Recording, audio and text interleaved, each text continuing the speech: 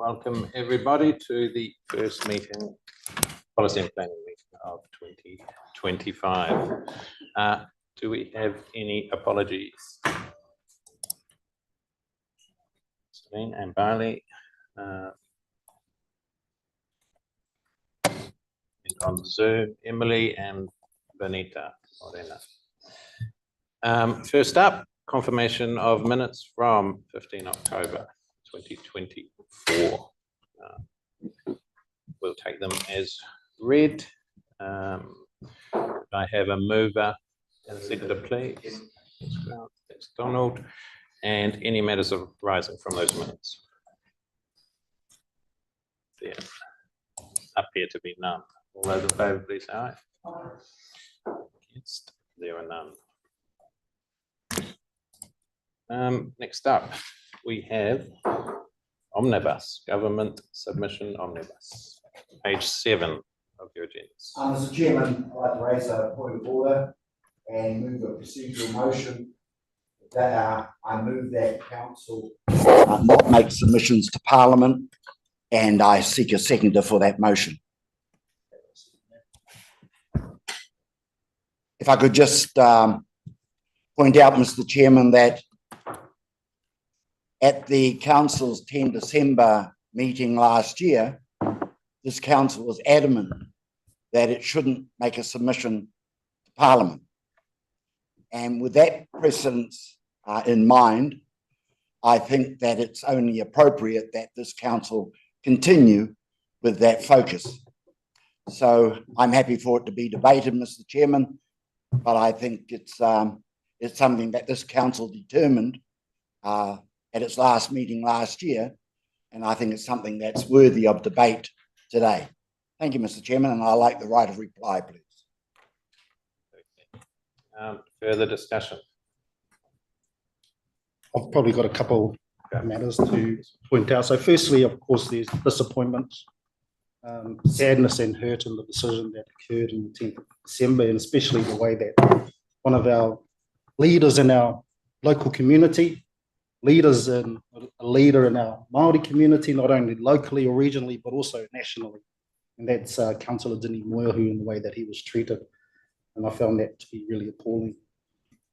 So for me, my question is more around process. I understood that submissions should come back to this committee, and that the treaty bill submission didn't actually come to this committee, nor was it emailed out. I understand that there was challenges with timeframes, but if there is a process in place, that process should be followed. If it hasn't been followed, then that process needs to be reviewed. So those are probably the key points that I want to raise. Just perhaps I've heard that from a number of people in passing. I think I'll throw it over to Steve. Could you give us some information on the timing of that submission and why it wasn't in this meeting? So look, happy to comment on that, and perhaps Finbar might want to add any other comments about the timing of that submission process. I think it's fair to say that given the level of public debate about that particular bill, it was certainly our expectation, the expectation of many, there'd be a reasonably long submission process and long select committee process undertaken with the bill. Now, what happened was the bill was introduced to Parliament on the 7th of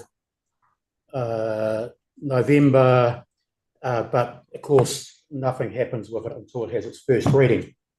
It had its first reading on the 13th of November and was referred to the Select Committee on the 14th. And it's the Select Committee that determines the decisions around the process that will be followed.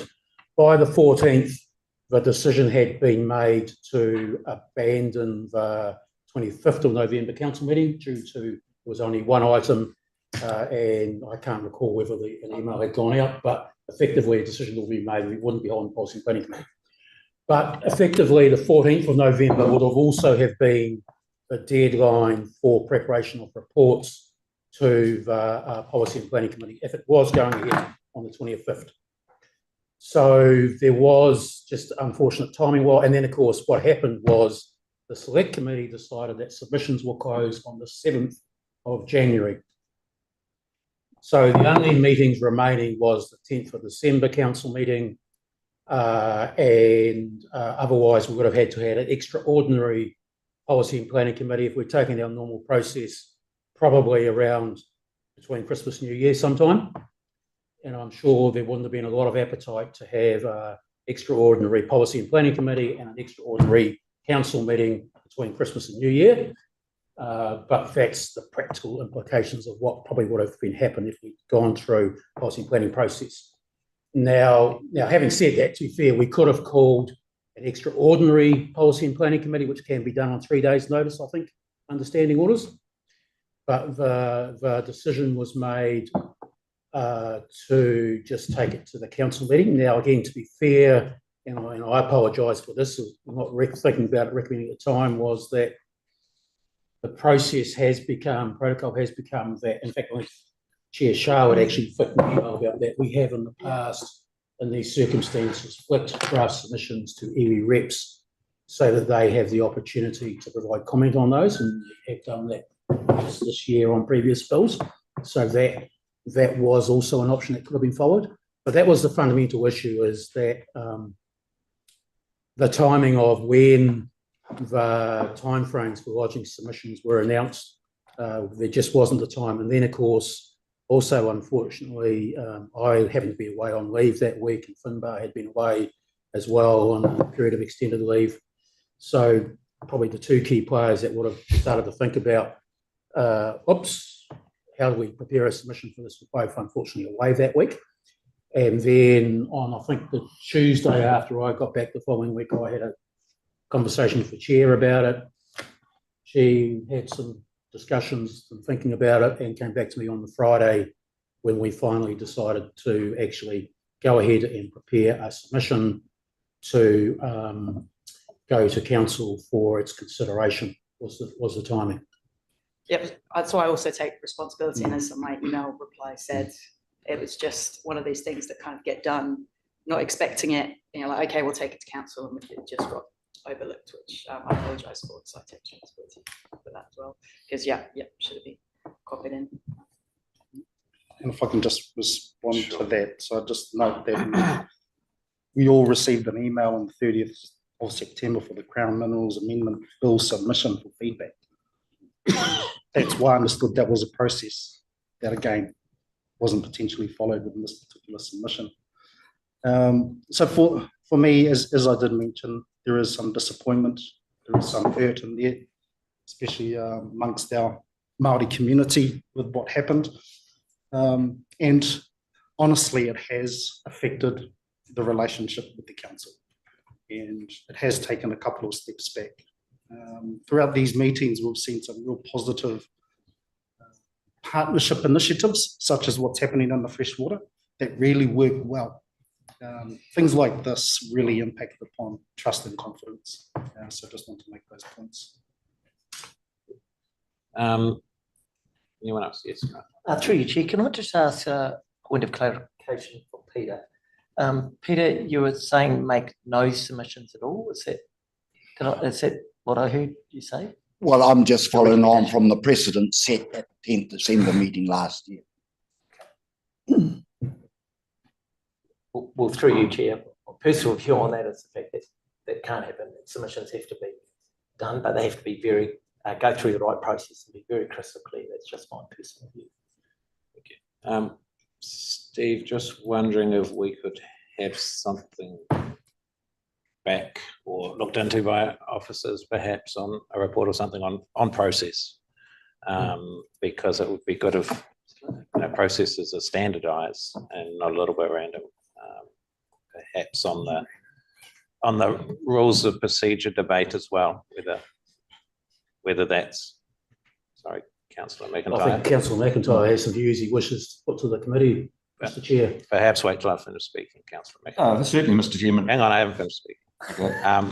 So I'm just throwing that out there, Steve. Perhaps that would be, because it's disappointing that we don't have standards and precedents, perhaps, that aren't being followed, and perhaps whether that rules of procedure debate is something that will pop up again, as Peter's suggesting, and has raised. So is it possible? So certainly, I'd be happy for officers to do a report that outline the process that that particular bill went through. Yes.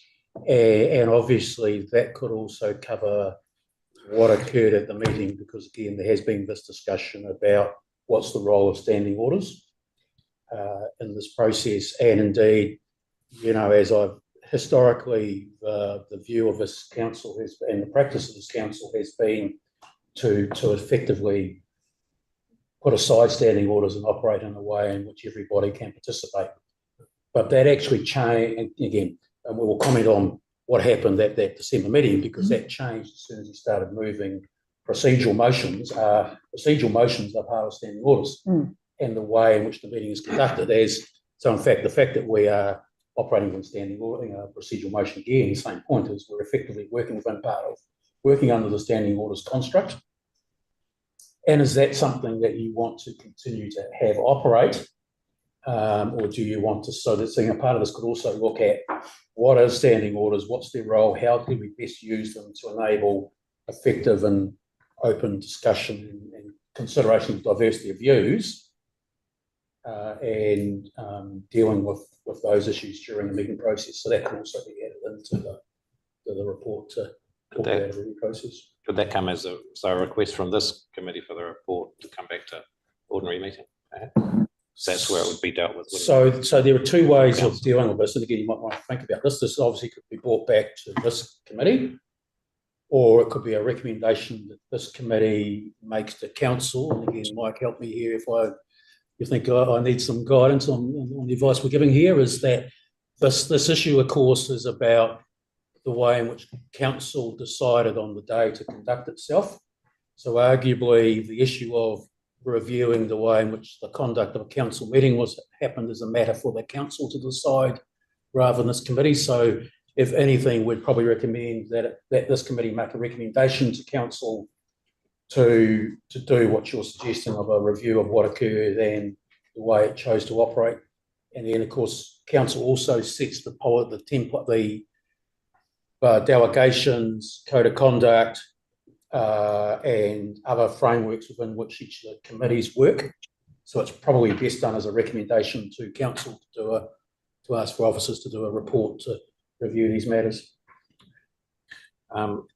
I see some hands up there. Is this just on this topic? I'm happy to speak after all these people. You can wait. Okay. And I'd like to speak first. All right. Benita, I think your hand came up first. Kia ora, can you hear me? Yep. Okay, thank you. I te whānau tēnā koutou, ngā mihi aroha ki o koutou, ko tau mai tēnei wā, I tēnei rā, ki te kōrero i pāna ki tēnei kaupapa nui ki Wanganui a tātou. So just a huge mihi to our iwi reps for bringing this to the table and initiating this debate, and thank you, Peter, for leading this out. As always, a voice for our people. You're all aware of how that hui made me feel. You're all aware of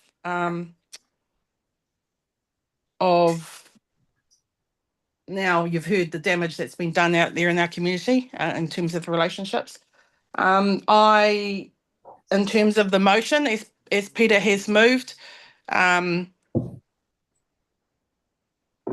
think it's a very poignant and timely motion to remind us of the impacts that one set of actions has on future developments for our council, not only in terms of relationships, but in terms of the business that we do, and the integral reason we're all sitting at this table to act with integrity and good faith between each other, which I don't believe happened on the 10th.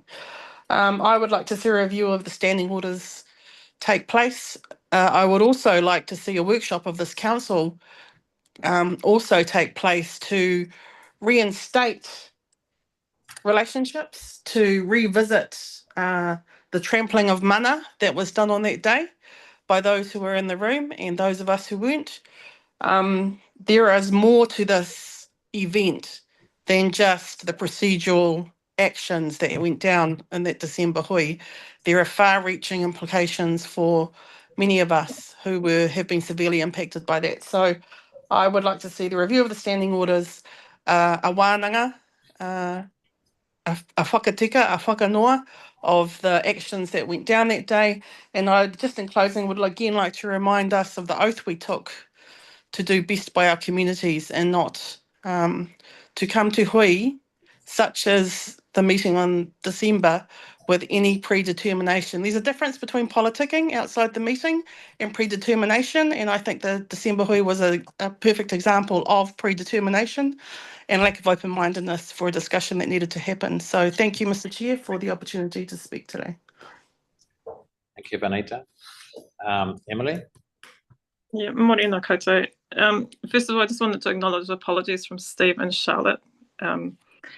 And frankly, I don't think you really need to apologise because I think you did fairly well. But yeah, what I would like to see is an apology from particularly the three councillors who shut down the debate on this topic. It's really disappointing to see how far backwards some of our team have gone. Yeah, there's quite a lot of disappointment within Te Ao Māori and Taranaki about this. But yeah, I just wanted to second Benita's suggestion, as Steve mentioned, about doing the review and having the wānanga. And perhaps, yeah, just a reminder that I put in a request for some more cultural training for councillors and staff, so people are just a bit more up to date on, you know, why these issues are so important, particularly for Māori, and so hurtful, and we can't have ignorance at this table on these matters. That's all. Kia ora. Thanks, Emily. Charlotte? Yeah, thanks for the korero, the opportunity to debate. I guess so many reflections from the council meeting and what could have been done differently. From my own side, I guess you reflect the whole process from end to end, and potentially if you'd done it a different way, you could have had a different outcome. So I'll definitely pass on the learnings from that to whoever the new chair is, because I think we got to a state where, you know, people didn't show up to workshops, so we stopped having workshops, we stopped having discussions, which meant things get put on agendas cold, that mean that people react in certain ways, and we end up where we ended up. So I think there's a whole learning from that. I think the biggest reflection from me and disappointment in myself is that I guess I've sat around this council table for 9 years with a lot of people, and I know that so many of these councillors are deeply caring people in their communities. I can think of one councillor who gave a huge donation for a young person to run in their campaign last election, and this person had completely different views to their own, but they wanted to support the younger generation coming through. And the public don't know that; they just see another side, which is so different. And so I don't know how we can have a better debate where we can understand each other's perspectives and avoid these things. The hardest thing I found about that December council meeting was the way the deputation was treated.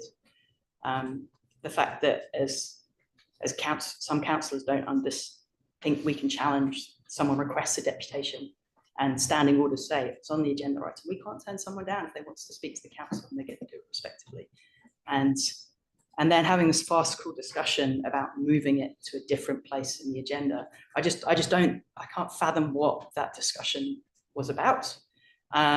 Peter's interpreted it as trying to be insulting to the person doing the deputation.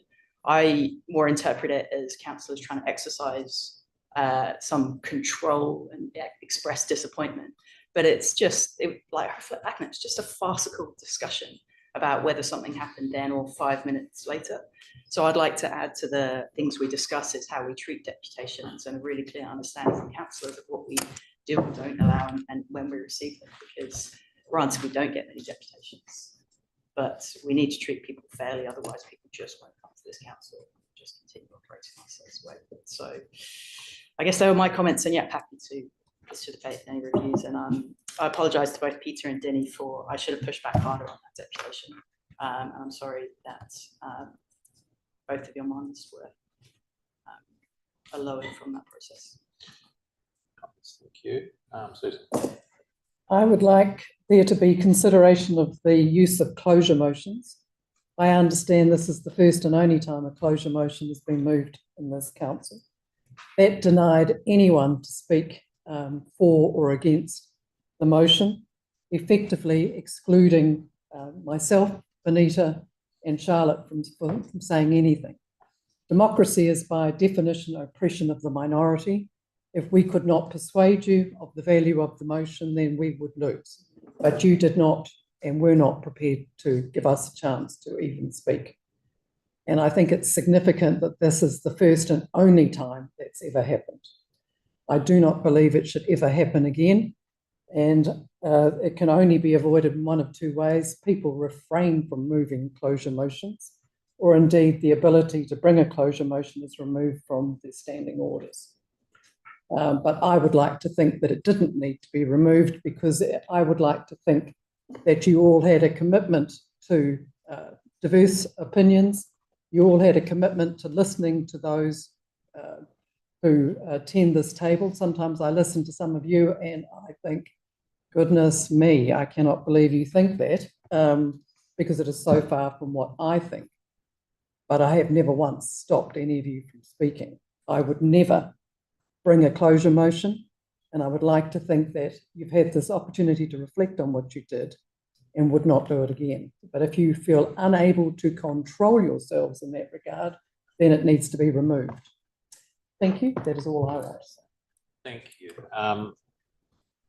Obviously this is not the same meeting as the meeting this December. No. It's not the same council. And No. there are people who are in this room who weren't there, and people who aren't in this room who were there. Correct. But I think this was a very good opportunity to hear it, to debate it, to have some reflection on that. Moving on, then we do have a motion on the table. If there are no other speakers, Mr. Chairman, I'd like a right of reply. Absolutely. Thank you, Mr. Chairman. And thank you all for considering this motion. I agree that neither Steve nor Charlotte should apologise for what happened on the 10th of December. Your efforts to have an open and free debate were clear. The fact that it didn't occur was also clear. Mr. Chairman, I understand the importance of making submissions to Parliament.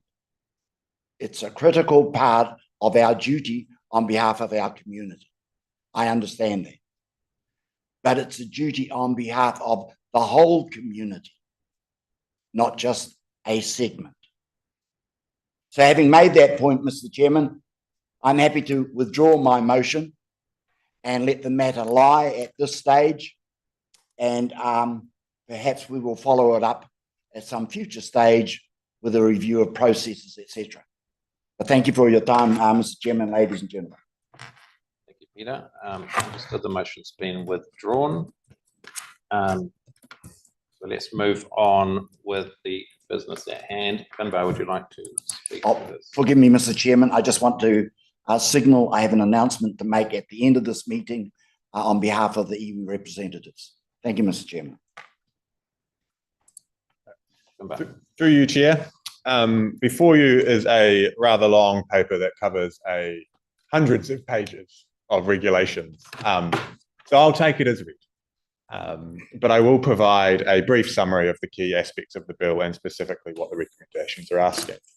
So there are two submissions here for your endorsement, one on the second RMA amendment bill and the other one on the local government water services bill.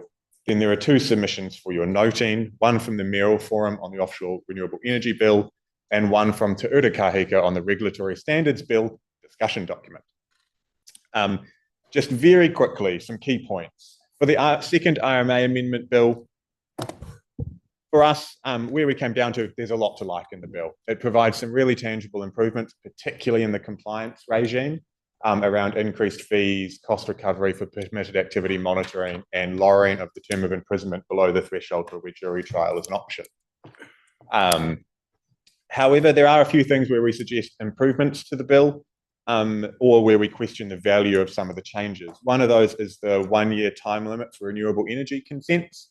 Our general position is that's well, and I can't remember the exact figures, but in the regulatory impact statement, most renewable energy consents are processed within 1 year anyway, and the RMA provides for that in its existing timelines. And this would add a lot of complexity, probably just lead to more bills being rejected as incomplete. So it won't potentially, in our view, actually change much in terms of enabling more renewable energy generation. It just kind of shifts the goalposts a little bit.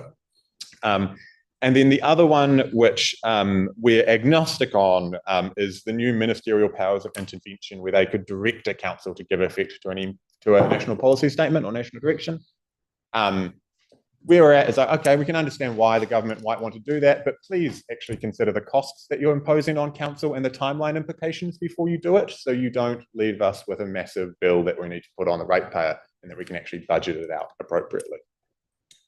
And the other welcome thing, to go back to a welcome thing, is the amendment to section 70 of the RMA. That's a pretty crucial piece. It's very technical, and we think there's some wording tweaks, but the general intent is good of currently under the most recent legal interpretation of section 70, it creates real issues if you wanted to make permitted activities in over-allocated catchments, which is a big issue in our plan development process, as we're looking at, for example, how we might integrate freshwater farm plans, where you might say, you're a permitted activity as long as you have a freshwater farm plan. Without this change to section 70, that type of policy intervention would probably not be possible, and you would just have to require everyone to give a consent. So it'd be good to have some more flexibility to explore those options for the plan making process. I'll be briefer on the other ones. That's the most chunky one, especially in terms of council process. The water services bill is the local government water services bill. There's already been a water services bill. The big one, the big concern for us in this one is currently Te Mara Arawai can set wastewater environmental performance standards. And essentially, that replaces the provisions in our plan. So they basically write that chapter of our land and freshwater plan for us, and we implement it through consenting. This bill proposes to extend that to stormwater provisions as well, which is fine, as long as they do a good job. But the issue we have is the bill removes the obligation for Te Mara Arawai to give effect or take into account Te Mana o Te Wai in the drafting of those standards. And currently, Te Mana o Te Wai is the main thing that actually makes them consider environmental issues in drafting those standards. And I mean environmental in the broader sense of an RMA that includes economic, social, and cultural aspects. So we're just highlighting a gap where they haven't replaced the removal of Te Mana o Te Wai with anything. So you create a regulatory gap where Te Mara Arawai has to draft wastewater environmental performance standards, but has no requirement to consider the environment. Bit of a gap that probably should be tightened up based on our interpretation. So those are the two bills for your endorsement. Just very quickly, on the offshore renewable energy bill, this was a submission from the Mayoral Forum considering the kind of regional significance of the bill, and that actually most of the substance of the bill does not relate to any of our council functions particularly. It's broader. And you see that in the content of the submission, where it supports the high-level direction in the bill, but then actually pivots towards highlighting some of the wider enabling factors that need to be addressed if offshore wind is ever going to have a chance, such as more alignment among consenting regimes or allocation of space out in the marine environment, and kind of some of the more innovative economic risk mitigation tools that might be possible. And then finally, and sorry, I know this is a lot, the regulatory standards bill discussion document. I'd emphasize that this is not a bill. If this advances, it will be a bill in the future, and we will reassess it then, particularly if it warrants a specific submission from council. But Te Uru Kahika did an excellent job of kind of digging into the detail of this discussion document in very short timeframes over Christmas, and highlight some key issues. The two real big ones, which I'd like to emphasize, are the bill as currently, or the discussion document, does not give particularly strong recognition of the public good.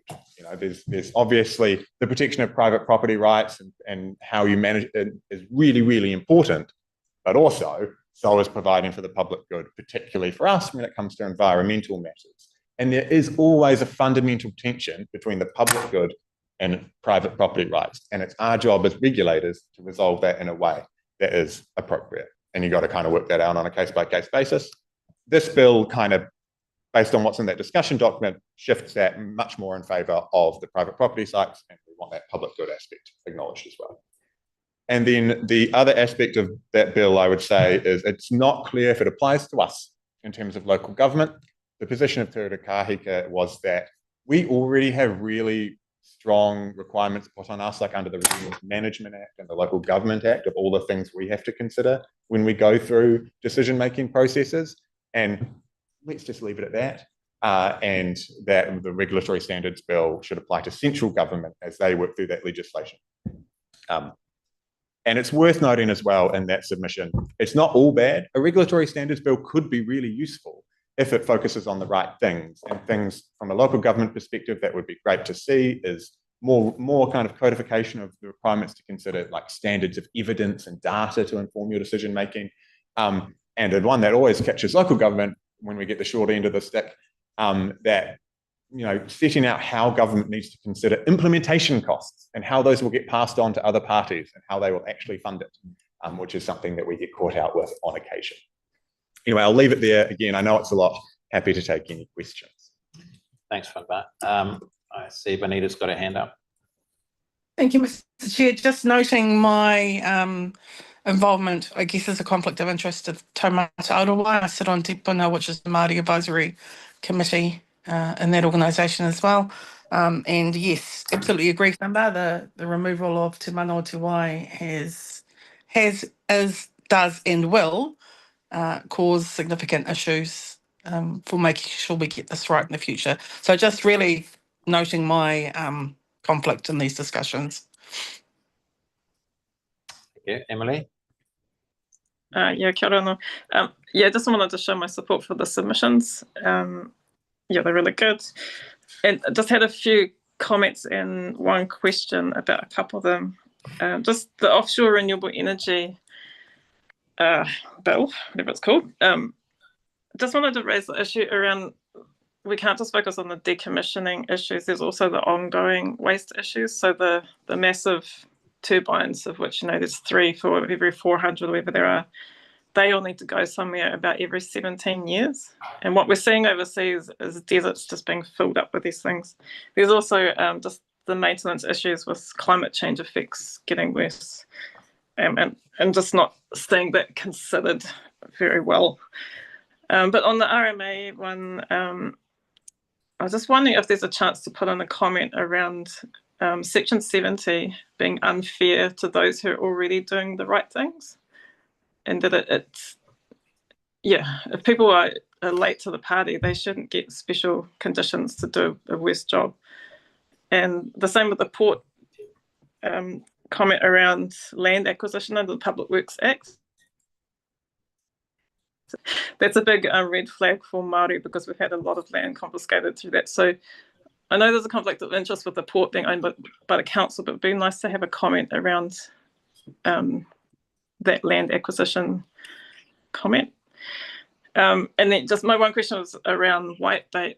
Do we have a role with managing whitebait, or do we not? I'm not clear. If we do, it would be good to mention something around that. Okay. Obviously the renewable energy, the offshore resources renewable energy bill, that was a Merrill Forum submission, and that's already gone. We're just noting it, I believe. Can you respond to that? Through you, Chair. On the noted around the waste issues, I think that Merrill Forum submission points to, hey, the big thrust of it is, hey, government, we want to have a better relationship and talk with you a lot more about these issues in the offshore wind regime and what needs to be in place. And so issues like that are really good to know about. Thank you, Emily, and we can make sure that those kind of get, if the government comes and talks to us, we can address those. On the question of whether Section 70 is unfair, there's probably multiple ways to cut that, because you could also argue that the current interpretation is very unfair on people who are doing the right thing because of how Section 70 deals with cumulative effects. If you've got a river or any other environmental resource that is where there is a significant adverse effect on aquatic life happening, which you would probably say if something's below a national bottom line, you'd probably say there's a significant adverse effect. Even if an individual farmer is doing exactly the right thing and is not having an impact on that awa, the mere fact that Section 70 would mean that we could not write a permitted activity standard to provide for them, they would still have to come in and get a consent, even if they're doing the right thing. Because what matters is the cumulative effect rather than their individual contribution. And that's where it gets really tricky. But that's where we're not saying, this change is around giving us the options in our plan analysis to make it work and to recognize people are doing the right thing. Currently, that option doesn't exist to the extent that we would like it. On port and land acquisition, that is not an aspect of the bill I'm across at this stage, I must say, but happy to look into that. We've focused predominantly when we've been analysing the bill on the coastal permit side of things, and also the new rules where the port can be a requiring authority, so can get a designation over surrounding lands. But again, that would be something we would need to step through very carefully as the owner of the port in an area that gets a bit tricky for us. And then on whitebait, I don't think we regulate it, and I'm not quite sure how it fits into the bill, but happy to discuss that further. So it's true, you said we don't regulate whitebait fisheries, but we do regulate whitebait stands in the lot. And indeed, we prohibit having some of those on our waterways. Right, okay, thank you. I just see Benita's hand up. Is that still up from before? Or? No, okay. Neil. Thank you for the way you've written this, Finbar. There's no issues with a lot of these things. It does highlight the fact that, take the first one, which of course is the resource management bill. This is in fact just one of the carriages that's coming with a whole train, and then already there's another train, I think, out there is another carriage already, which changes other things. And it is very complicated, and it's going to be very complicated. And a lot of this affects us quite seriously. And if you look at some of these other ones, just incidentally, the regulatory standards bill, I mean, in that case too, what is really being done here is getting ready for the Ministry of Regulation. So the bill is going to sort of give them the powers to override stuff and do so.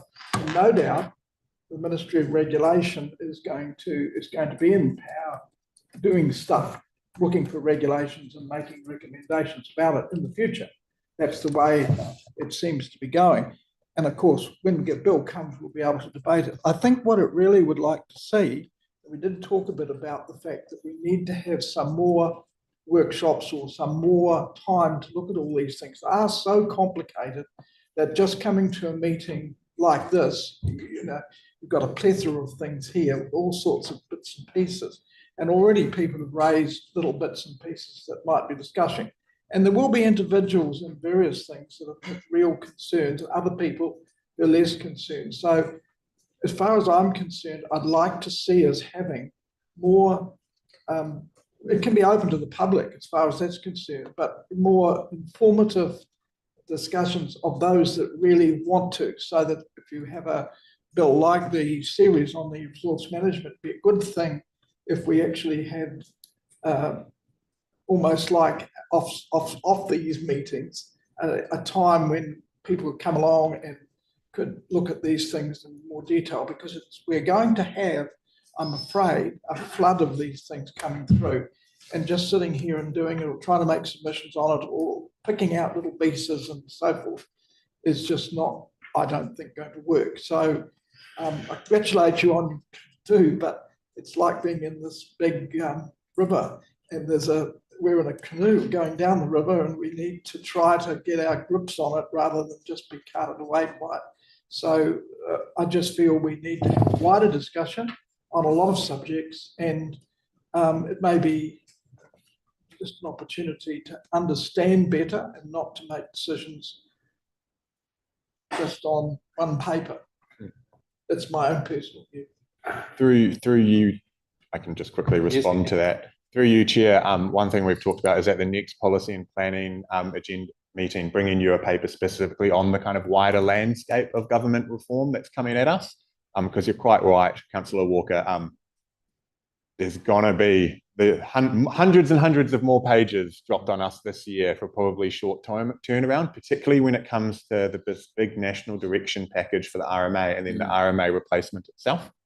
So that paper will canvass that broader landscape.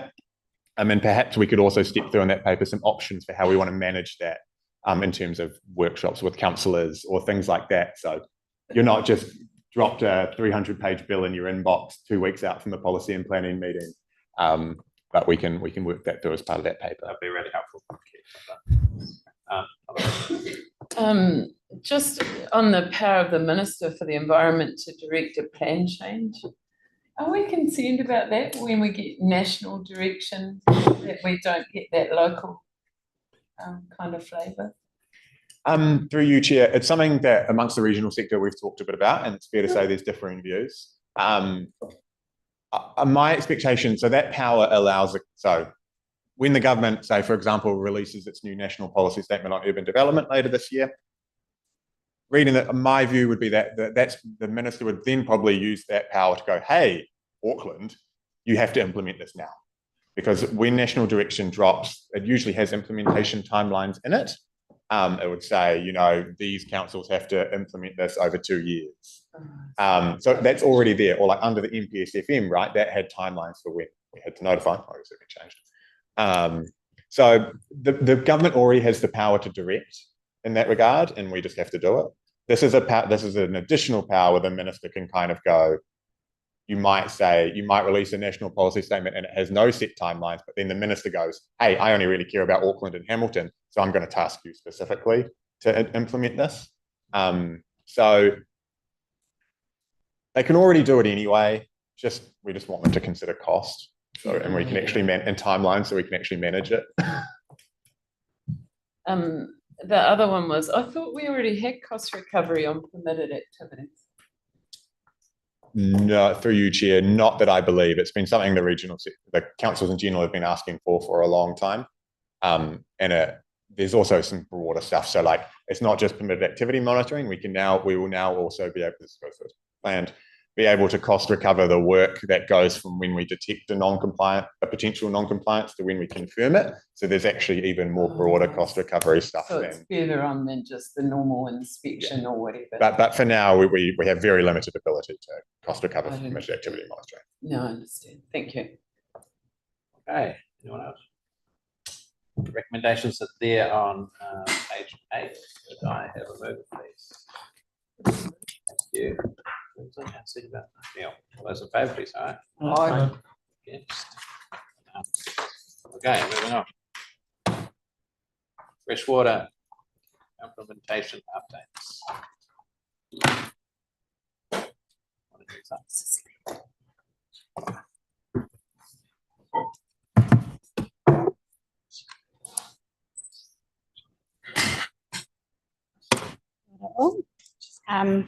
Thank you, Chair. I will give a quick overview of this paper. It is, as we do every council meeting, give you a bit of an update on the work we've been doing over the past 6 weeks in the freshwater space and what's coming for us. So it's just a noting paper for you all. Few key things. We still haven't got any further direction from central government yet on the detail of upcoming national direction changes, specifically relating to freshwater. So we do still await that detail. We have, as Finbar just touched on though, had some updates around section 70, so I won't go into any of that. I think Finbar covered that off pretty well in the previous discussion paper. In regards to the work that we've been doing over the last 6 weeks, towards the end of last year, we continue to have discussions with some smaller targeted topic-based discussions with some community groups and industry bodies, specifically around things like earthworks and animal effluent. They were quite good discussions, and they're enabling us to kind of test a few different policy options and delve into to those refining of policy options in a little bit more detail at this stage. And we'll be continuing those discussions with those groups as we continue to refine our policy. Work with Tangata Whenua. We've been continuing to work with Maria, our freshwater patio position on some policy drafting around areas like integrated management, and we're starting to now turn to earthworks and animal effluent. Maria was also involved in those discussions we had with the community and industry groups towards the end of the year on those 2 points. And our next step is really to start to take some of those policy options through to iwi, Pattaya and Kaimahi to get some feedback from everybody at that point, and potentially some of those topics will need to go down to discussions with Hapu too, but will be led by our discussions with Kaimahi around that. We've also had a Y steering group meeting towards the end of last year too, where we kind of just tabled a bit of an overarching paper where we're up to and gave some of the high level directions, I guess, on those topics I've just mentioned before. And as Finbar just alluded to too, I think the key thing is we will next meeting will be intending to bring to you a more fulsome paper around hopefully we will see some of government direction between now and then, so a little bit of an assessment on the implications of what that government direction might be, but also a more detailed program of works over the next 12 months or so as we progress towards getting to a point of being able to notify the new plan. You'll all remember at the end of last year, the government did make that change around regional councils not being able to notify a new plan until we get a new MPS or the end of this year, whatever is sooner. So yeah, we're doing some work at the moment as a team just to work out what that looks like, albeit a little bit in the dark until we do get some clearer direction from government as to how we're tracking with the work that we've been doing to date. So that's a bit of an update, I guess, on where we're at with that process. Happy to take any questions or queries people may have. Not really a question, Mr. Chair, but I guess, do we have any indication of when the national policy statement might be coming or anything like that?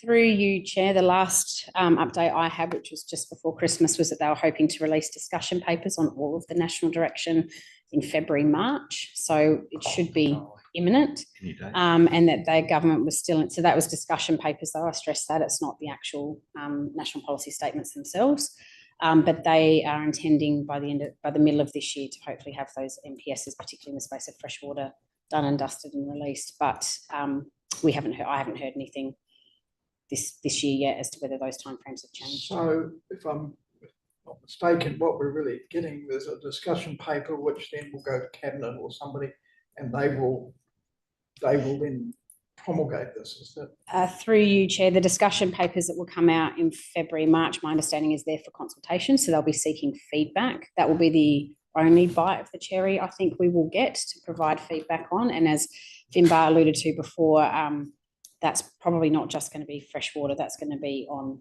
all national direction. So we'll cover a whole heap of topics. So it's quite likely to be quite a chunky piece of work for us to work through. Following the input on those discussion documents, then that process around taking things through cabinet and gazetting an actual MPS will occur for the government. Through you, Chair, just a question. My concern is that waiting for all the information, is there going to become a time that there's a vacuum, that you're going to get to a point that you can't do any more until you actually know clear direction? Through you, Chair, I think the government's pretty clear that that direction is imminent. I don't think we're going to be waiting long. And I think there, as we've said to the committee a few times, there's a lot of streams of freshwater management that we have got clear direction from our community around how we want to continue with. And so I think there are pathways that we can continue to do. As with our science team, there's a lot of investigations that they're still able to keep doing to support policy directions as we go. So I'm confident that the work that we've got underway at the moment will still be valuable and it won't be work that is wasted. Supplementary to that, Chair, that's really what I was alluding to, is the fact that are we heading in a direction that that if the policy change, are we wasting time? That's all. So that's good to hear that. Peter, do you have a question? Answered, thank you, Mr. Chair.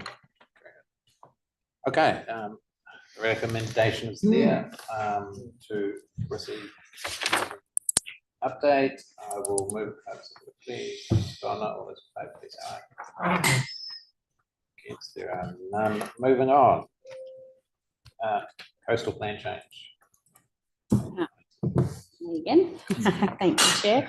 So this is a paper to request support from the committee to commence a plan change to our coast plan. You'll all probably remember that we made our current coast plan operative in September 2023. So it's been in use now for a little while, and inevitably when you start testing policies and provisions in real life, sometimes you come up against some unforeseen issues that may cause you problems going forward. And that's what's happened with us in relation to policy 43 of the current coast plan. So that policy manages activities of disturbance, deposition or extraction in marine areas that are protected, that have legal protection. And it's a pretty high bar that's set in that policy. It kind of says those activities must not occur in those areas that are identified as having legal protection. Our original drafting identified the 3 marine reserves that we have in our coastal area in Taranaki as being applicable to that policy. Through the submissions and hearing process, we had a submission from Takaorawai Ngāruahine Trust requesting that we add some additional wording to that, which was or basically identifying those 3 marine trusts, but then adding additional areas that said or held under other acts of statutory protection.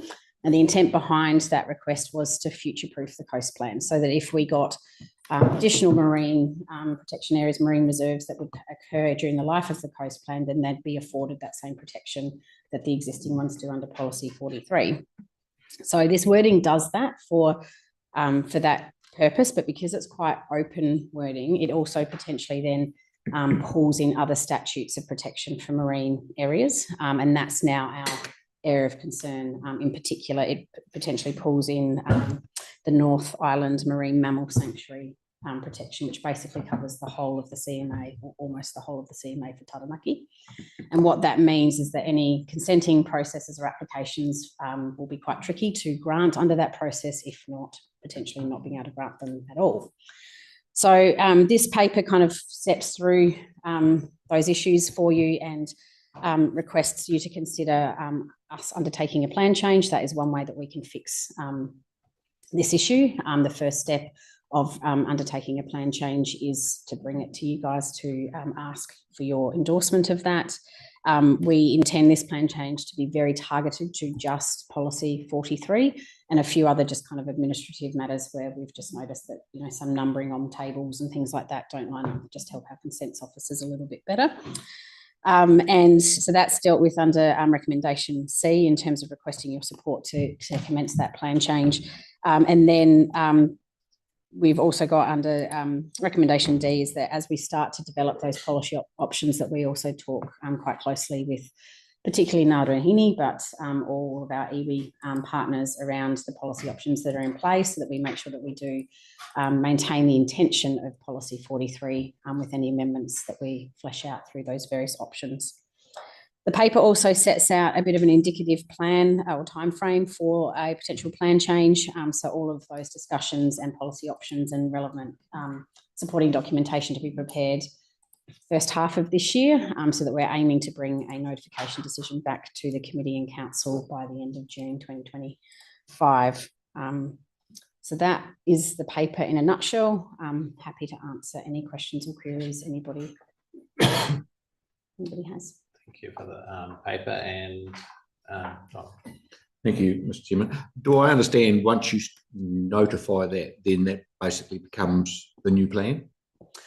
So or it becomes effective, operative? Yeah, through you, Chair, we can notify a plan. The new policies will have legal weight to be considered in consenting decisions. But a plan change process still needs to go through that full process of submissions and hearings. Which is a long which sometimes can take time. But we're hopeful, and as the paper sets out, in doing that upfront engagement with iwi and other interested parties that submitted on policy 43 during the hearing of our coast plan, that hopefully we can come to a point where everyone's pretty comfortable with what we're putting forward in the notified plan change, and hopefully that process can happen relatively smoothly. But it can be as long as a piece of string. How long as it takes. That's a sensible approach, though. Thank you. Emily. Yeah, I just wanted to check. So there's no way that this is going to go against the Marine Mammal Protection Sanctuary Act. Like, that's not a question there. No, through you, Chair. No, all the Marine Mammal Sanctuary Act, no, its protections that it applies to those areas remain in place. They're largely, my understanding is they're largely protections around fishing, but they do have some protections and restrictions around disturbance and seabed mining and things like that as well. That all still is at play. That's a completely different act that is operating. What this just does, though, is enables a pathway for activities to occur, and the policies are there's other policies, I should say, that apply to those types of activities that ensure that we are managing appropriate effects. It just enables those pathways for any applications, like, for example, the port dredging and things like that, to be dealt with through and a consented process managing their effects as appropriate. Overall, an unintended consequence that could potentially run contrary to the intent that everybody had agreed on. So, and what we before. So, there's no further discussion. Can I? Fred, yes. Can I to you? Members, you'll probably be sad, like I am, to note that this is Lisa's second meeting with the council. She's moving back to Australia for family reasons. So, sadly for us too, and not relating to Lisa's departure, we've also got 2 vacancies in the policy section, so we're under quite a bit of pressure to deliver the work program that's been set. And so we may see about a remote work. You're reading my mind. We are, while we are looking to fill her position, there is opportunities for remote work alike. But what I'd like to do is to sincerely thank Lisa for her time with us, the energy she brings to the business, and for those of you who deal directly with her, she's a real straight shooter. She shoots. You think I'm a straight shooter? She's equal to that, if not more. So she gets right to the bottom of business, and so we wish you well. Thank you. Appreciate it. Thank you. It's been a tough call, as Fred knows, a tough call for me to make professionally and personally, because I do enjoy working for the Regional Council, but whānui's got to take precedence, and yeah, it's time for me to get my kids, before my dad says, before they have too much of a Kiwi accent, back home to Aussie. So, but yeah, keen to support council in any way I can post my departure. It rains a lot over there. Yeah, in Queensland. Okay. Recommendations there on page.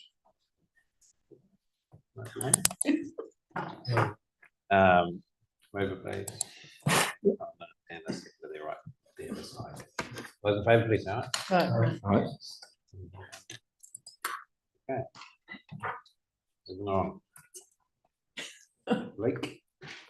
Right, Taranaki. Thomas.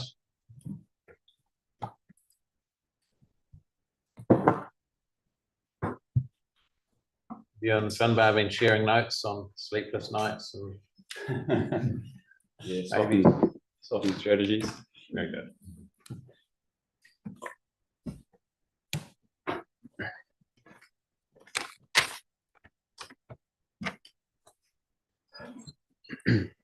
Morena tātou, thank you for the opportunity to speak to you today about our most recent Lake Rotorangi State of the Environment Monitoring Report.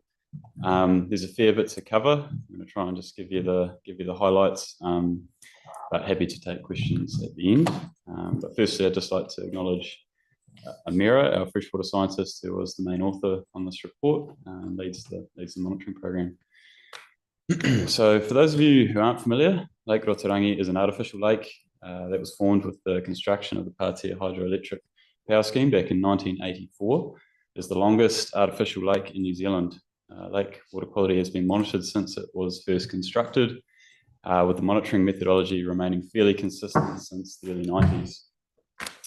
The program involves TRC scientists collecting water samples at various depths in the water column from 2 locations 4 times a year. The costs of this program are shared between TRC and the consent holder, which is now Manawa Energy. One site is located midway down the lake near the Hawera Water Ski Club.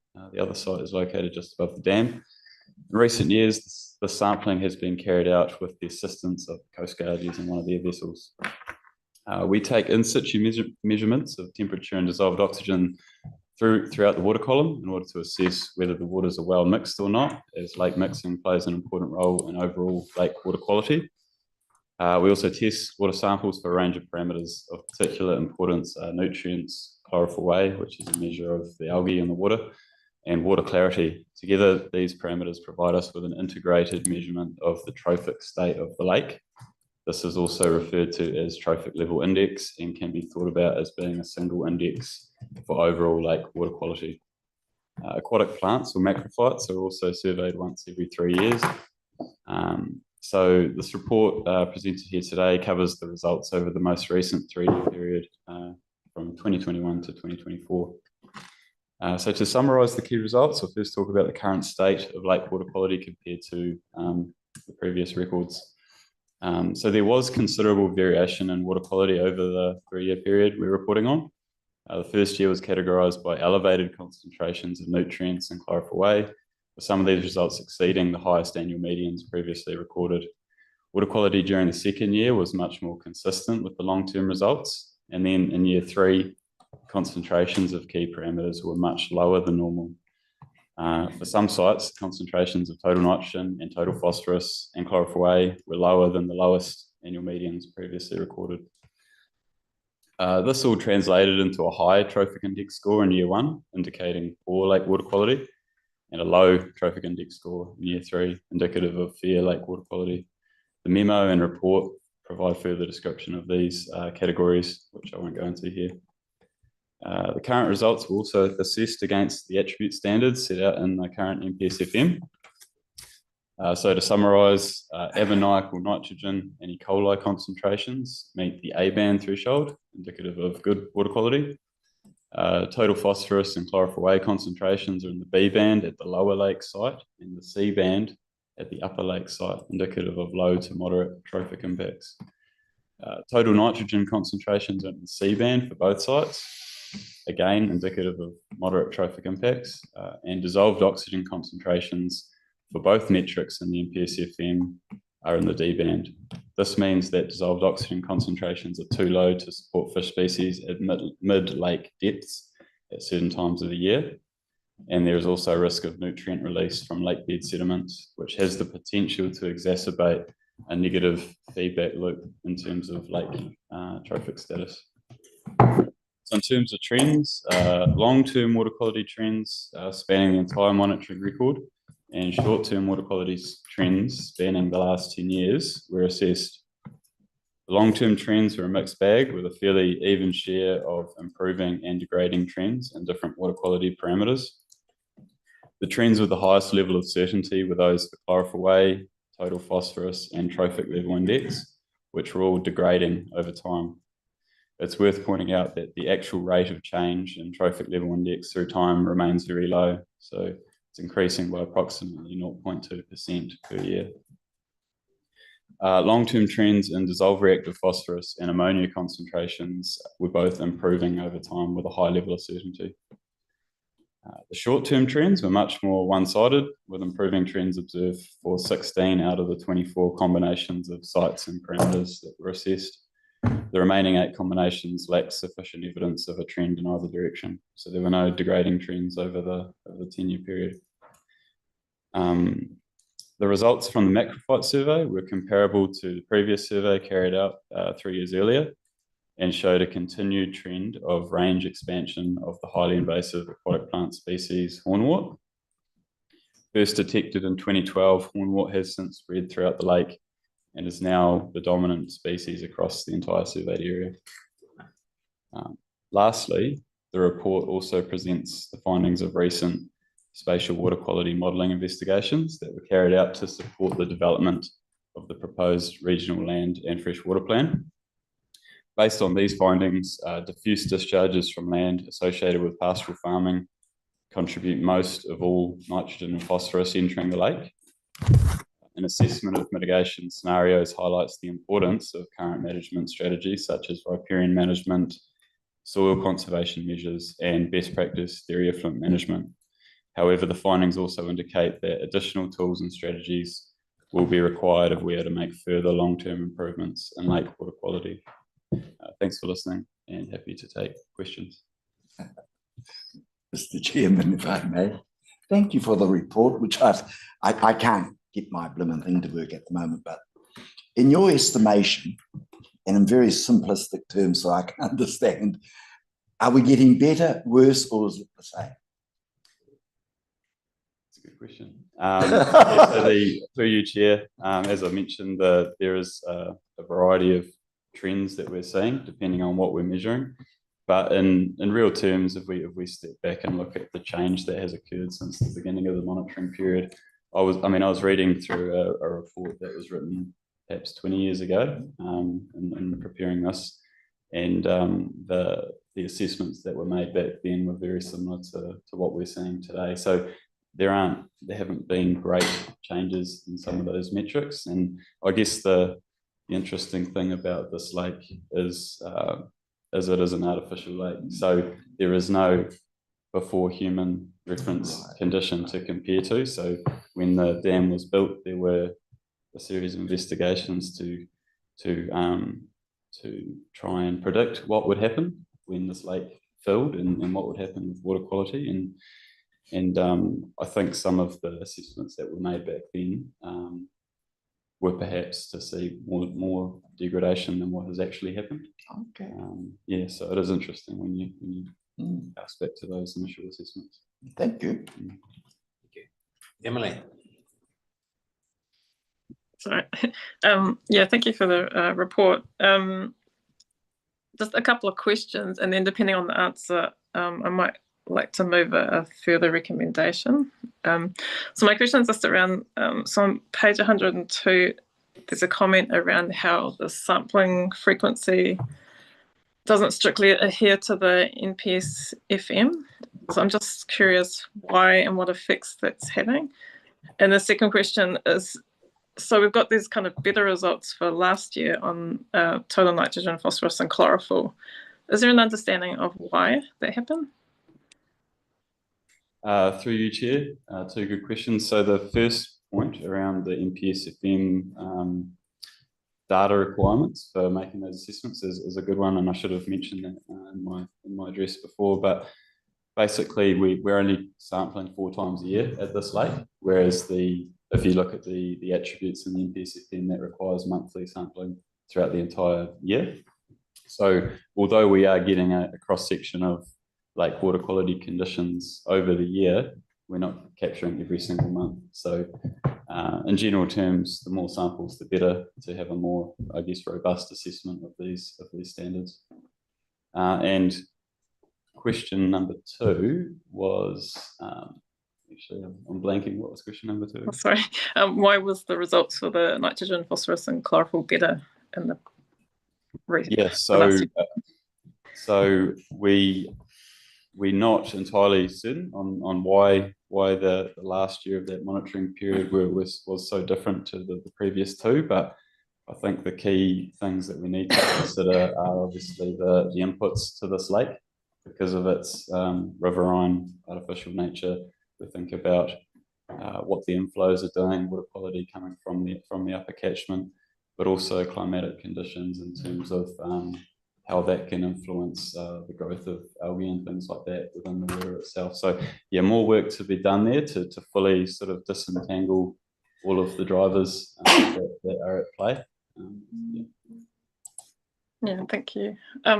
Okay, given your answers, yeah, I'd like to move a recommendation that, I mean, it's even suggested here, is that we do add additional tools and strategies, including the monthly sampling, hornwort removal, and just more monitoring around what inputs are, what the inputs are and where they're coming from and how we can reduce those. Because, I mean, the evidence shows that the more we do, the better the results on the river or the whole ecosystem. So thanks, Emily. I'll just better get some officer feedback on that. So there are cost implications for doing this, and I think you've also seen, and I'll pass to Abby if I don't cover this right, but there are cost implications, and also even with your quarterly sampling, the numbers are all over the place. So I don't know whether monthly sampling, while scientists may love the increased precision it may bring, it may not change the outcome of the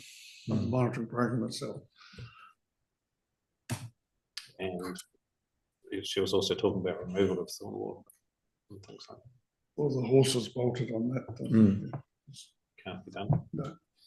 Abby? So my understanding is there's been a previous report looking at the potential for groundwater removal there, and the conclusion reached was that it wouldn't be possible, but what we can do is take that out and bring that back. Through you, Chair, I think when it was first discovered in 2012, some external advice was sought, and the assessment was made even then at its first discovery that complete eradication was going to be unfeasible, such as the nature of how invasive and how easily it spreads.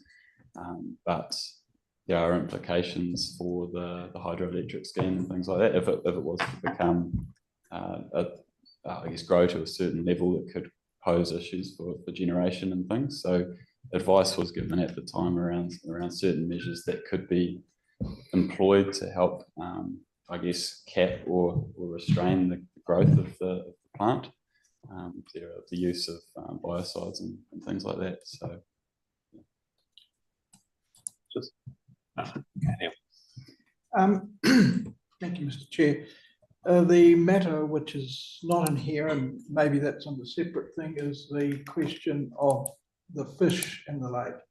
And the first is obviously the eels, which are placed by the dam operator in various places. And I guess this is almost a separate issue which isn't covered by this, but the second is that there used to be and there were a serious problem with some pest fish in there. I just cannot quite remember the name particularly of the pest fish type that was in there, but obviously we still want obviously that program for dealing with the eels is working, so that there is a good healthy number of them keeping the system running, and also just a question of pest fish. So I just wondered if you'd like to talk about that, if it's covered by this report. Through you, Chair, the fish component is probably a little bit outside the scope of this report, but it is really important to note the role that invasive species and different elements of the food web, how that can influence lake water quality. And it is important to recognise the linkages there and how complex it can be when we're starting to think about, lake restoration efforts and things like that. And we're seeing that in other parts of the region as well. So it's an important point, but not probably not a focus of this particular report. And yes, the eel trap and transfer program is an important requirement, I think, of the consents held by the hydroelectric scheme. So it's important that they continue to fulfil their obligations in order to ensure that eels are managing to make it into the upper catchment. I guess what I was really asking is, there was always the intention of the dam site operator to work this work, because we've had troubles with fish passes and other things, and also the fact that getting through the dam has been a difficulty for those eels at different times, and it still is. So I guess I was just wondering whether we've ever looked to see whether what is being done is actually effective, and that what we hoped would happen is actually happening. Through you, Chair. So that's all wrapped up in those consents in terms of the ongoing monitoring of the effectiveness of what the consent holder is having to do to provide for fish passage. I probably can't speak to that in great detail in terms of what the most recent assessment is in terms of the efficacy of the program. I'm not sure, Fred, if you've got any comment. So my recollection is the things are positive, they're not negative, and perch were the fish that you were talking about. No, it was that a earlier or got into the something lake. like that. There's another fish, not just perch. Okay. It was others that were found in there, which were quite carnivorous for all the native fish and the little eels as well. Okay. Oh, it was just following 2 hours comment on what I understood to be a request for increased monitoring. And I was just conscious that in our long-term plan process, we did have options of different amounts to spend on environmental monitoring. And we went through a trade-off discussion there. And the principle that if we're going to increase anything, we have to be consistent across the whole program. So I just wanted to comment that we've thought about that as a council during the long-term process with the budget implications and any increase to monitoring of or requests for increase in monitoring. We need to be kind of principled about how we apply it to all our sites and what we do. So just wanted to make that comment. Through you, Chair, as well, just on that point. So this monitoring program has been running for 30 plus years. And so at this point, feel reasonably confident in terms of the picture it's showing with regards to variability in lake water quality conditions throughout the year. So I'd probably compare that to our regional lake monitoring program that's only just got underway, and we're still really learning in terms of the annual cycles of water quality conditions and things. I sort of feel like we're in a much better position with Lake Rotorua, and probably isn't the same level of need to up the ante with this one. And there are some other restrictions because we are dependent on a motorcraft and things like this that start to add up the costs. Okay, thank you. Emily, are you happy with that? Not really. Maybe if I could amend my recommendation is that, I don't know if it's staff, but just that we do add some tools and strategies to improve the lake health, because even though we have a slightly better 1 year, the trend is toward it's getting worse and worse. And, you know, we can say with the hornwort that the horse is bolted, but that doesn't mean we don't do anything. Like we're doing a massive pest control on the Moonga and other parts of the country. Like, we don't just say it's too late. We do what we can. So, yeah, I'd like to see additional tools and strategies implemented. In the following wetland report, there's some digital equipment they're using to do, you know, to get data every 30 minutes. You know, we could request funding support from private organisations or partner up with iwi. Like, there's ways to get this done so that we don't just leave this lake to die. And effectively, that will spread to other awa and other lakes in the region. Thanks, Emily. I'm not sure it's getting worse and worse or at risk of dying, but having to... Long-term trends show that, and we know that climate change is going to do that. So it's quite clear. I'm wondering if a helpful thing to do, and we'll need as part of our freshwater program for our policy development anyway, is looking at lake health more broadly and restoration options and things like that that are available currently, and that we could use Lake Rotorua as a case study for that, if that would be helpful. That might at least paint the picture of what's possible, I guess, the sorts of broad costs that are involved in that sort of thing. That's something that we need to think about anyway, so I'm happy to do that. Thank you. I'd be happy with You're that. getting a nod from Emily, so yeah, thank you. Okay, recommendations are there on page 99. Mover, please. Thank you very much. All those in favour, please say aye. Aye. Against, there are none. And one more. What's your name? And a very nice wetland it is. Have you been there? I have now, yesterday. I'm conscious some of you won't necessarily know Craig Pickford. Craig's our team leader of environmental data. Craig looks after all our hydrologists and our duty officers who are monitoring our rivers during severe weather events. They're a very busy and often short-staffed team. Craig's a very busy man, one of the busiest in our council. And Craig's been really intimately involved in the wetland and its monitoring sections. So I'm going to hand to Craig. Thank you very much, Abby. Speak to us. Good morning, everybody. Here to present to you today the findings of the recently concluded investigation, which sought to quantify contaminant reduction performance of constructed wetlands intercepting farm runoff. The runoff of diffuse source contaminants like sediment, nutrients and bacteria as a result of agricultural land use serves to degrade water quality. These contaminants represent a significant challenge to council to maintain and improve fresh water quality. Council is busy investigating possible management approaches and mitigation measures to help achieve targets for freshwater improvements. Constructed wetlands are one possible mitigation measure. NIWA, through funding from MPI and supported by several regional councils, industry groups and farmers, have recently concluded this 4-year investigation to quantify the effectiveness of constructed wetlands in reducing contaminant loads before they enter our waterways. So Awatuna constructed wetland was established on Donna and Phil Cram's dairy farm in South Taranaki and was the first one of 4 such reference sites created nationally. Design of the wetland began in 2019. NIWA developed a concept design for the wetland, repurposing some marginally productive pasture for the wetland construction. The design agreed upon was a multi-cell surface and subsurface flow constructed wetland, with each of the 3 cells separated by a rock weir.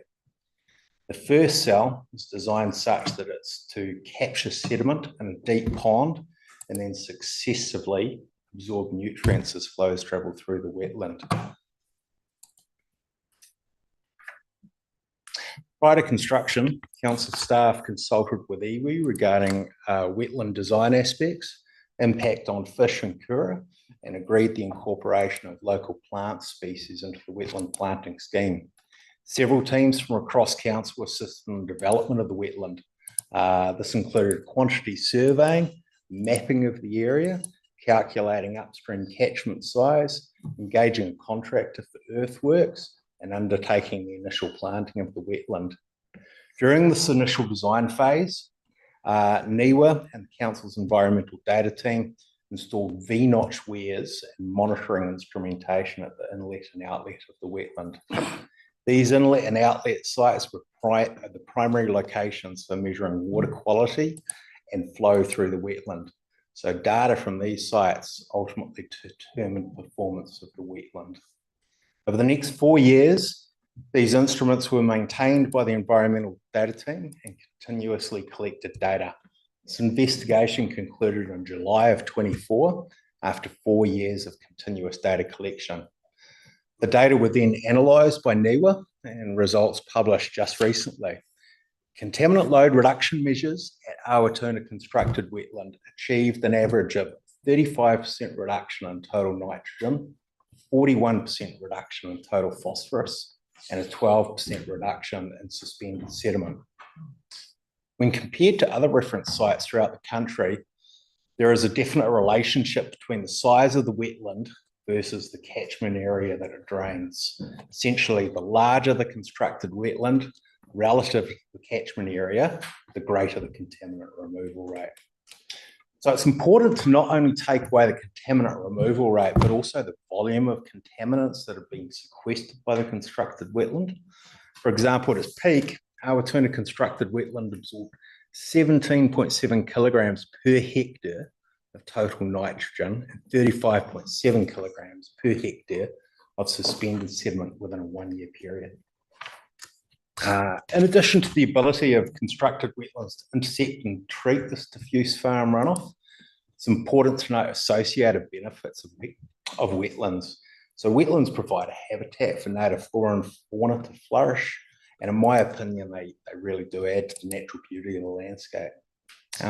Resources have been published by NIWA and Dairy NZ to help guide landowners in the establishment of their own constructed wetlands, and you'll find the Constructed Wetland Practitioner's Guide freely available to interested parties and attached to your documentation.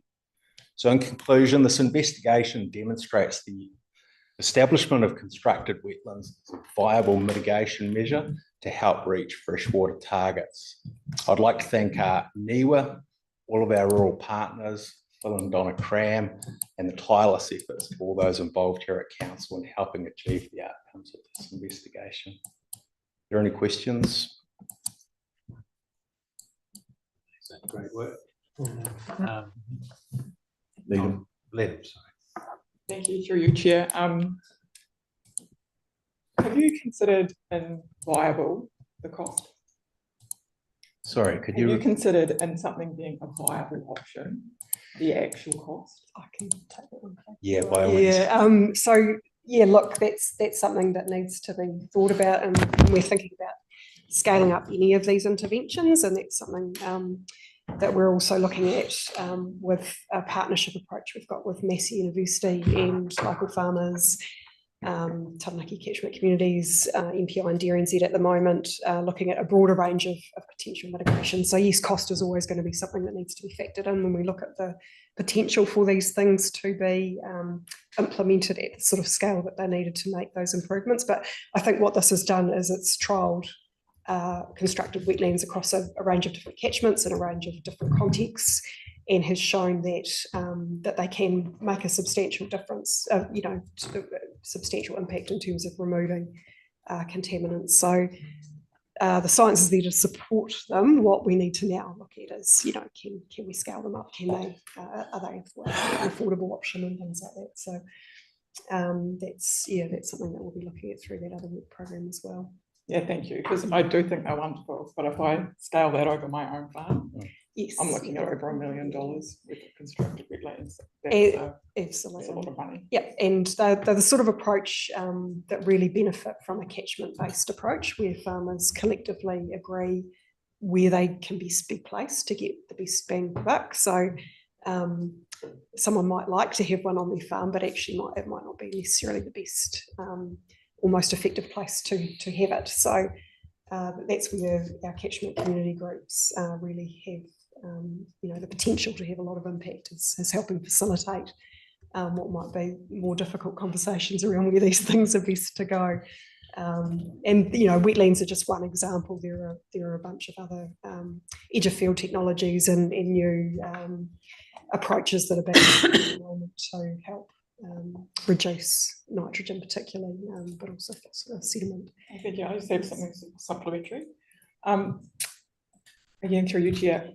Has there been any work that's been done on the restoration of natural wetlands? Like if you say dispense it off and allow it to just restore to its own, the way it would, is it even possible? Or do they restore properly? Is any work being done on the kind of contaminant load that takes up? I'm just thinking about a reduced cost way of capturing the same. If you can't answer the question. Look, I mean, anecdotally, I think through you, Chair, there are a lot of examples where degraded wetlands have been fenced and they've bounced back very well. This is obviously an artificial situation where things are measured. There's no reason why plants growing in a wetland situation that's natural isn't going to achieve the same thing. So, our land management officers provide a lot of advice, and a lot of farmers have done exactly that. We've got a plethora of photos and places we could take you where you can see, like I say, areas that were effective integrated wetlands are now beautiful, flourishing, natural, highly functional wetlands. Emily's. You're pointing out there. And Emily. Got it. Yeah, thanks, Leland, for that question. I had a similar question because I've done a little bit of work with wetland habitat restoration, and I think a lot could be done with just returning the wetlands that we had, and it could be just where streams have been filled on or the erosion is filled in a bit, just cleaning them out a bit, getting the rocks back in plants. But my real question was I was just trying to understand, what are the inputs? Like, it's not clear what these wetlands are for. Is this just for normal runoff, or is this trying to bring back the effluent pond? Because I see pipes going in at the top. I can answer that through you, Chair. This is, the wetland is purely capturing farm runoff. So it's a predominantly surface and subsurface flow, some groundwater interaction as well. So there's a lot of stuff going on there. So through you, Chair, I can add to that as well. The pipes are really part of the actual measurement process. So the V-notch weirs that Craig mentioned have been put in place specifically to measure flow. And then there's a network of pipes and other measuring equipment. Once this monitoring program is finished, you can actually remove those those pipes and things, and it just becomes a normal inlet and outlet, which also has a provision for fish passage, etc. as well. So it looks a little bit more artificial now because of that measuring equipment, but once that's removed, it will look a lot more like a normal natural wetland. Yeah, cool. Okay. Right. Neil. I guess, again, looking at this in a more broad way, in some ways, we're coming to the end of our riparian plans. In fact, most of the province has them, and most of the problem needs them. So this, in some ways, is an enhancement of that. So we have to start thinking, I think, about what's next. So we've got, this is one possibility, but we perhaps should be thinking of a package of things. I think if we want to make progress, there may be, Emily's indicating something about natural waterways. There are farmers who've got suitable opportunities to do what Donna and others have done. And there will be people who really want to do this because of their particular interest. But I think we need to be, shall we say, putting our thinking caps on to say we've been really successful with that riparian sort of development. We need to have something that's coordinated, and just something totally from off the table, I guess you could say, is I see that the QE2 Trust has now run out of such a lot of money that it's not able to actually do any more Taranaki covenants that at the moment or for some time. And this is the sort of thing that also is something that could be brought into that sort of program, because I think that's an incentive to help people go this way. So I think maybe it's, I'm not going to say any more except that it's important, I think, that we sit down at some stage, and perhaps staff can think about this more generally over a longer period, about riparian, the end of the riparian time, and then what are we going to do which is really going to make a difference from there. So through you, Chair, that certainly is something that the team's thinking about currently as part of the work we're doing for our freshwater plan development. So while often we hear in front of you telling you about the state of the environment and the way things are currently, what we're quietly doing behind the scenes, and we keep referring to the work that's ongoing with the science team to support that policy program, is looking at the sorts of things that you're talking about, Councillor. So yeah, as I said, we've got another program with Massey University looking at a range of other interventions potentially as well. As Liam has highlighted, you know, the cost and the effectiveness of those is an important part of whether or not they can be brought in either as non-regulatory approaches, as you're suggesting, flowing on from our riparian program, or whether they can be brought into the plan. These sorts of things, being cutting edge, tend to lend themselves more to non-reg programs. So certainly that is something we're thinking about. Fish passage is obviously something else we're thinking about in terms of, you know, where do you go beyond our riparian program as it stands, as well as looking at, you know, could it be potentially broadened out.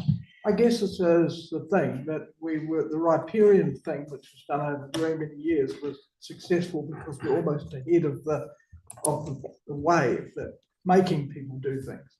So the result was you managed to engage the population into being supportive, and farmers who wouldn't perhaps have done something thought, yeah, I can do this, I'll do this, it's part of the deal, and they all talked about it. And Susan mentioned before the importance of, shall we say, carrots rather than sticks. So I think there has been in this council a willingness in the past to be a bit bolder in what we're sort of wanting to do, so we get something that really works. So I'd encourage you to actually think a bit more boldly, if you can. And I mean, I'm not asking for a big sum of money to be invested in it, but there are issues that in the future, if we get ahead of them, we can get the public to contribute to it and do all sorts of stuff. I guess predator-free Taranaki is another example of trying to get ahead of the team of other people. So I really do encourage you to be a bit more bolder in what to do, and maybe it's going to be a bit of cost, but Thanks. I think it's worth doing. Thanks, I think we've got it. And I'd like to circle this back to Donna. So I'd just like to say that this happened before I was even intending to run for council, but it was really great to be involved with and all the staff, and just talked to Dan before, because the staff were really excited to be part of some research at the time, and I think that's quite important. Acknowledging Ngā Ruahine and those resource consents, and Craig, when people don't realise, but that monitoring equipment had never been set up in New Zealand, had it? It was brand new technology, wasn't it? It was indeed cutting edge stuff, yes. And Craig asked for help in putting it together, because he'll never tell this story. And he was told he was first and he had to do it, basically, weren't you? We got there. So there was lots of new, and it was. I think it was. I mean, we were privileged to be working with them, but you know, it was a great project to be part of. We don't have a university in Taranaki, and I think we miss out on some of the research, even though Massey are starting to work with us, and the depth and varied knowledge we have in this council, it blows me away. And Councillor Hughes and I were talking about that yesterday, that we have that such incredible knowledge with, and I'm with, and this probably circles back to what Councillor Walker was talking about, and that, you know, trying to help us find solutions. And you know, I'd love that to be where we move, you know, to continue on with this kind of research. And yeah, but I'd just like to acknowledge all the staff that were involved in. Dan was the river engineer at the time, weren't you, Dan? And those rock weirs were a bit of a nightmare, weren't they? A little bit of a nightmare. But you know, because we've only ever been shown respect by Thomas's team, Dan's team, Craig, and respect for our operations on farm. So yeah, we're really grateful to be part of it, and welcome anyone that wants to come and have a look at any time. And yeah, so and the farm, I mean, the wetland will always be open to visitors that want to see it.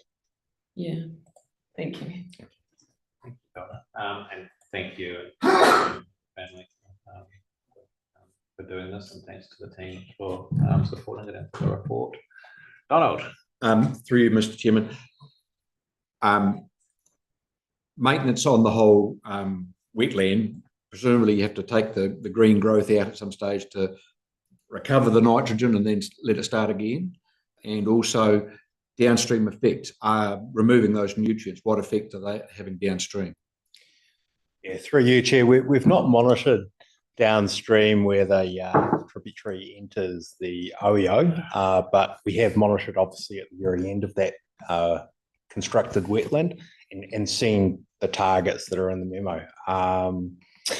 Yeah, I think it is important to note, and Dan touched on this earlier, that the design at Awatuna was for research purposes. If somebody were building this fresh off the blocks, there would be no need for this instrumentation or weirs. But the wetland pretty much looks after itself. Once fully established with plant growth, low maintenance, no maintenance. Beside possibly digging out the sediment pond at the front end. That's all.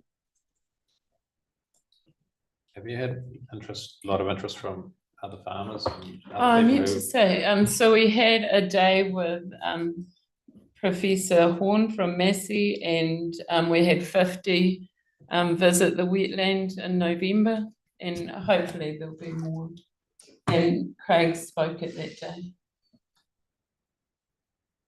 And do your neighbours bring you up and say, how do we do this?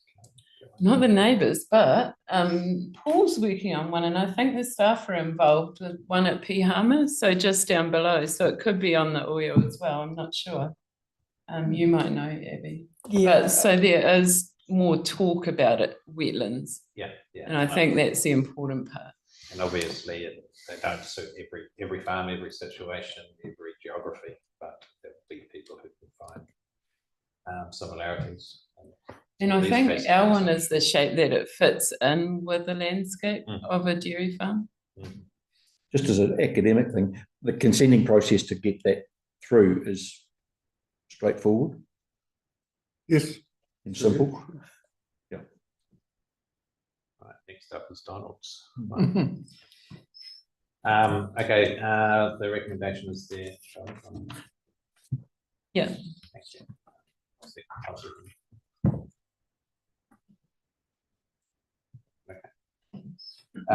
That's receiving that.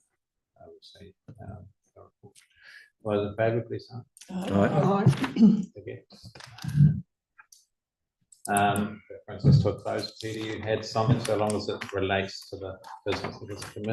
Well, thank you, Mr. Chairman. Taking on board Councillor Walker's statement about being bold, the iwi representatives on this council have an announcement to make, and the announcement is that we recommend Susan Hughes, King's Counsel, as the chair of the Taranaki Regional Council.